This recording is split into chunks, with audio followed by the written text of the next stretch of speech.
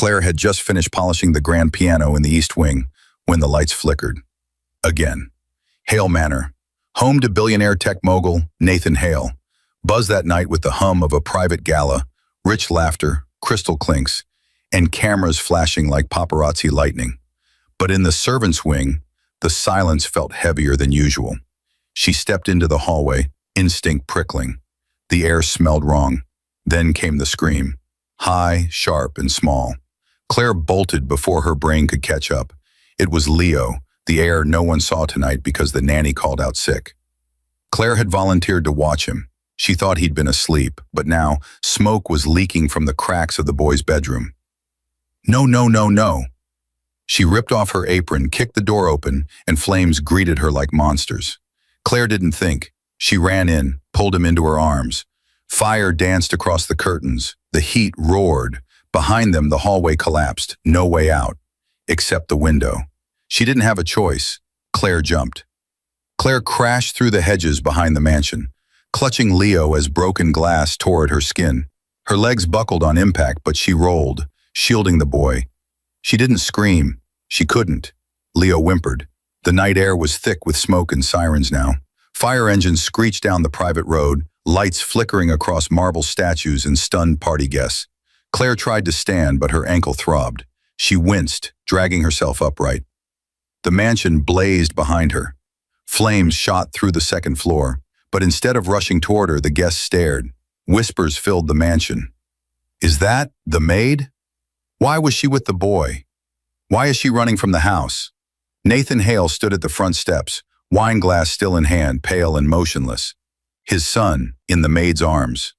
Claire limped forward. He was in the room. The fire. But no one listened. Nathan's head turned slowly. Where was security? Someone yelled. Another voice. She's been acting strange lately. A woman snapped a photo. Claire's breath caught. The flash burned worse than the fire. Claire sat on the curb, wrapped in a scratchy blanket. Her hands shook, not from the cold, but from the way everyone looked at her. Like she was the fire. Paramedics came and checked Leo. Behind her, reporters were already gathering outside the estate gates. Drones buzzed overhead. A fire marshal spoke in low tones to Nathan Hale, who hadn't approached her once. Then came the officer. Claire Miller? She turned. Yes. You're being brought in for questioning regarding the origin of the fire. What? No. I pulled him out. I saved him. He didn't blink. We're told you were alone with the child, no witnesses, and a lighter was found under the bed. Claire froze. A what? I don't smoke. I don't even own one. Nathan stepped closer now, voice ice cold. My son could have died. But He looked at her like she was nothing. If anything happens to Leo, it's on you. The officer took her arm. Leo screamed. And that's when the cameras started rolling. The headline hit in under an hour. Billionaire's maid accused in mansion fire, child nearly killed. Claire watched it from the backseat of the patrol car, her wrists still trembling from the cuffs. Her photo, smoke-streaked, eyes wide, her torn dress was everywhere. No mention of the fact she had carried Leo out alive. No mention of the broken window, just her name and the fire. She was trending. Comment sections burned worse than the blaze. Gold digger drama? She wanted attention. She probably hated her job. Nathan hadn't spoken to her. He hadn't even asked how she got Leo out. At the station, Claire sat across from two detectives. One played good cop, the other dropped photos, burnt mattress, scorched toys, and a lighter. I didn't do this, she said softly. The detective leaned in. Then how did that get there? Claire blinked. I don't know. She swallowed hard. Check the cameras. There were no cameras in the children's wing. You'd know that, wouldn't you? Claire felt her heart sink. They didn't want truth. They wanted a story. Outside the station, Leo cried for her, but no one listened to a 5-year-old. They listened to headlines. Claire sat alone in the holding room. Hours passed. Her burns stung. Smoke still lingered in her hair. No one offered water. No one asked if she was okay. The door opened. It wasn't a lawyer. It was Natalie, Nathan Hale's assistant. Always immaculately dressed, always watching. Claire sat up. Leo, is he? He's fine, Natalie said coldly, But you won't be seeing him again. Claire's voice cracked. You know I didn't start that fire. Natalie's eyes narrowed. Do I?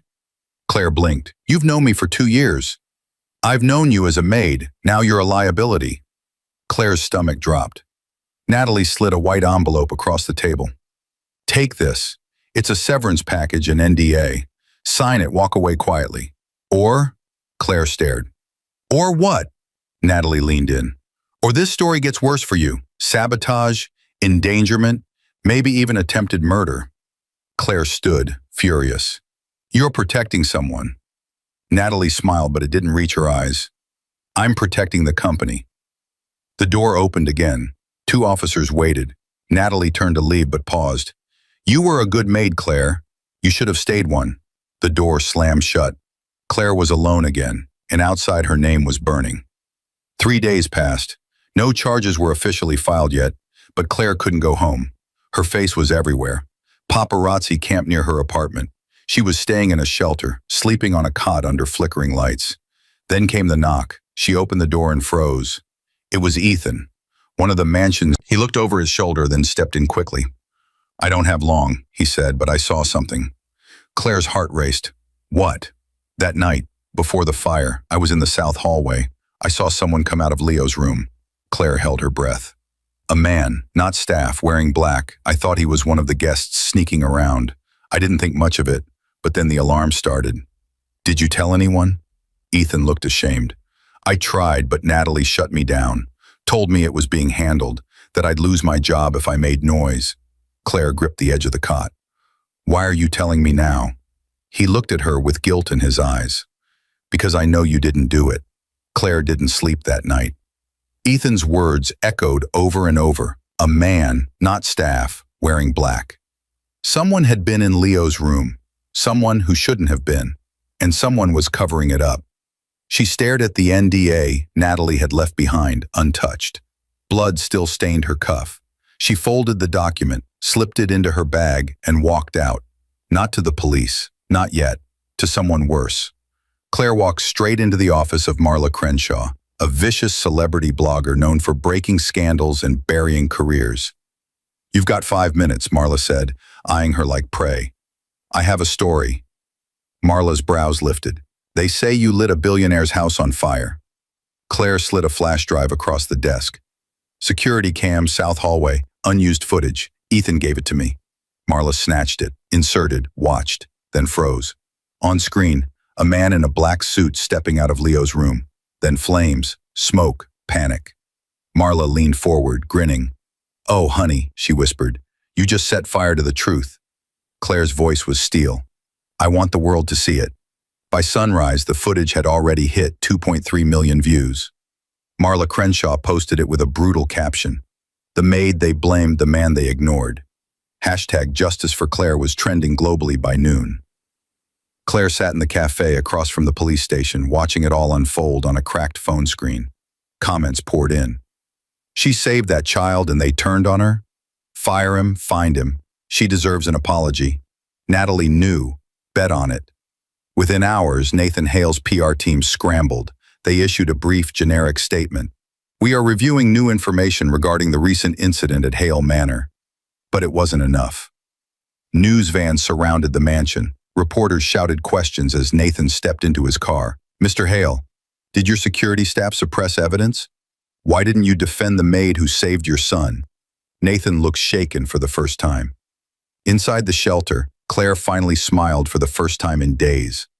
Leo's face flashed across the screen, safe in the hospital, a nurse saying he kept asking, "Where's my Claire?" And just like that, the world started listening.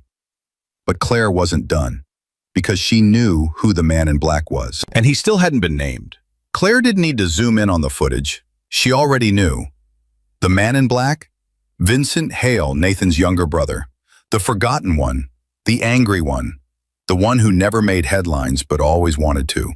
He'd lived on the estate for years in the guest house, disinherited, untrusted, and barely tolerated. Claire had caught him snooping around before, heard whispers about drinking, gambling, saw the way he looked at Leo not fondly but enviously. Now she knew. Ethan confirmed it. He borrowed a staff keycard. I didn't think. He knew there were no cameras in Leo's room, Claire whispered. She also remembered Natalie's words. You're a liability. I'm protecting the company. They hadn't been protecting Nathan. They'd been protecting Vincent. Claire took everything, the footage, her medical records, Ethan's written statement, and handed them to one place where spin didn't work anymore, the district attorney. By the end of the day, an arrest warrant was issued. Vincent Hale was found at a casino, drunk, ranting that the kid was always the favorite. Claire didn't watch the news that night. She went to the hospital instead, because Leo had asked for her again. Claire stood outside the hospital room, hands trembling. She hadn't seen Leo in over a week, not since the night everything burned, her reputation, her job, her peace. But now she knocked. Claire! Leo's voice was small but bright. He sat upright in the hospital bed, wrapped in a fuzzy blanket, a juice box in hand. His eyes lit up like nothing had ever changed. Claire rushed in and hugged him gently, careful not to disturb his IV. The boy clung to her. Nathan Hale watched silently from the corner. He looked different, not powerful, not composed, human. I was wrong, he said quietly. Claire stood slowly, facing him. I believed what I was told. I didn't ask the right questions. I let my fear choose your guilt. Claire didn't answer. She didn't have to. He reached into his jacket and pulled out a document. This is a letter of public apology, signed, and a settlement. But more importantly, he looked at Leo, then her. If you're willing, I'd like you to stay in Leo's life, as his nanny or something more. Claire looked down at Leo. His hand reached for hers, and this time, no one pulled them apart. The moral lesson of this story is, never judge someone by the story told about them, especially when they were the only one brave enough to act.